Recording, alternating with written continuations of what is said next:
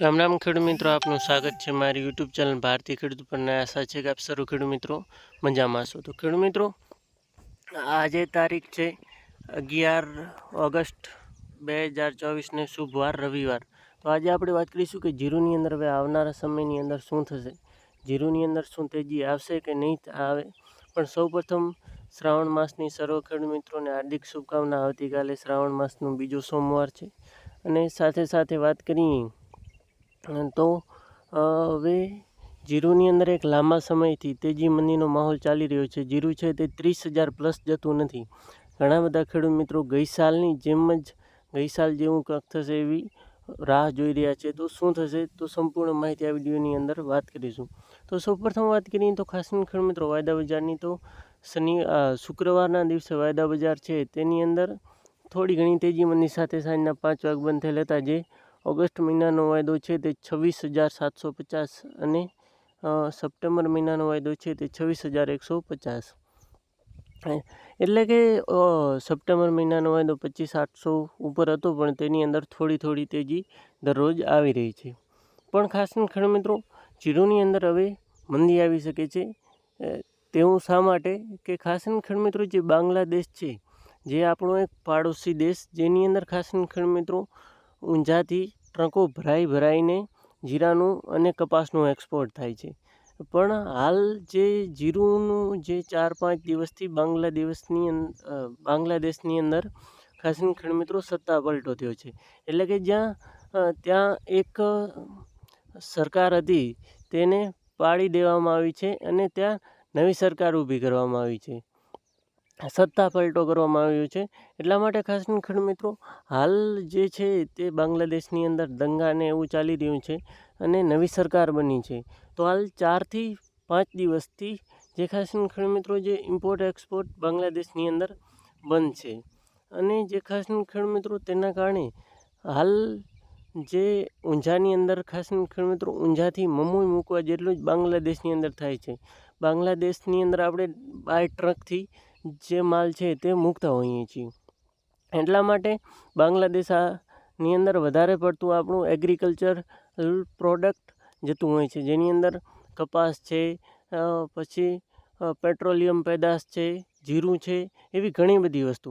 પણ ખાસ ખેડૂત મિત્રો હાલ સત્તા પલટો થવાથી અને જે અરાજકતા હોવાથી જીરુનું એક્સપોર્ટ સાવ બંધ થઈ ગયો છે. તો હવે જોવાનું રહ્યું કે ત્યાં શું થાય છે. નવી સરકાર આવે છે તે કેવી ભારત સરકાર સાથે ફ્રેન્ડલી રહે છે, તેના કેવા રવૈયા છે તેના ઉપર નક્કી થશે.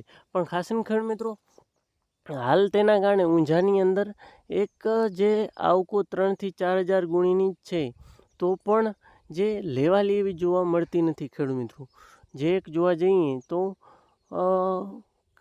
દેશાવર ડિમાન્ડ અને હાલ એક બાંગ્લાદેશ, આ બંનેને કારણે જીરુની અંદર છે તે લેવાલી સાવ ઠપ થઈ ગઈ છે.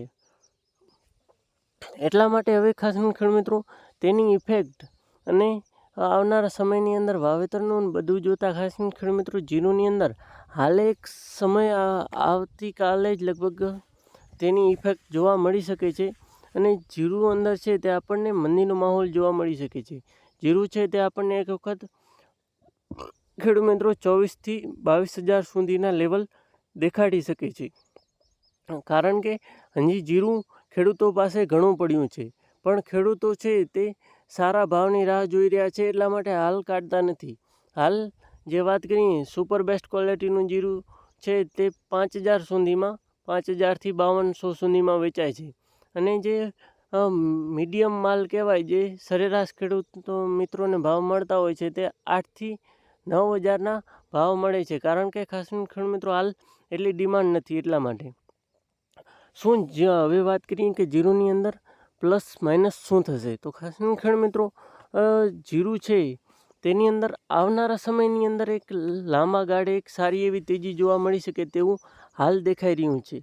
કારણ કે લાંબા ગાળે કદાચ બાંગ્લાદેશની અંદર પણ થાય અને સાથે સાથે ખાસ ખેડૂત મિત્રો એક્સપોર્ટ ડિમાન્ડની અંદર પણ એક દેશની સારી એવી ડિમાન્ડ આવી શકે છે.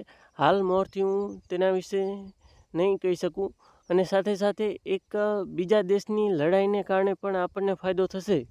તે આપણે જ્યારે થશે ત્યારે હાલ હું હિન્ટ આપી રહ્યો છું, આપણને એક સારા એવા ભાવ એટલે કે 30+ જીરુનો ભાવ છે તે જતા જોવા મળશે. એટલે કે જીરું છે તે આપણને એક વખત આપણું જૂનું ટાર્ગેટ છે તે પ્લસ જતું જોવા મળશે. ખાસ કરીને ખેડૂત મિત્રો 40,000+ એક વખત જીરું જતું જાય એવું હાલ મને લાગી રહ્યું છે ખેડૂત મિત્રો. પણ એક વખત જીરું છે તે નીચે જવું જરૂરી છે. હવે જોવાનું રહ્યું જીરુંની અંદર શું થાય છે. તો ખાસ કરીને ખેડૂત મિત્રો આ મને જે પ્રમાણે માહિતી લાગી તે પ્રમાણે મેં તમને આપી. અને ખાસ કરીને ખેડૂત મિત્રો વચ્ચે એક 30,000 સુધી જીરું ગયું હતું. તેનું કારણ પણ જણાવી દઉં. ચાઇનાની અંદર જોરદાર વરસાદ થયો હતો. તેનાથી એવું માનવામાં આવતું હતું કે ચાઇનાની અંદર જીરાના પાકને નુકસાન છે. પણ ત્યારબાદ એવી સમાચાર મળ્યા કે કોઈ પણ જાતનું નુકસાન નથી. અને બીજી વાત કે ખાસ કરીને ખેડૂત મિત્રો જણાવી દઉં કે ચાઇના છે તે પણ જીરુંનું એક મોટો ઉત્પાદક દેશ છે. અને આ વર્ષે જે એક ચાઇનાએ સસ્તા ભાવે સોદા કરેલા છે.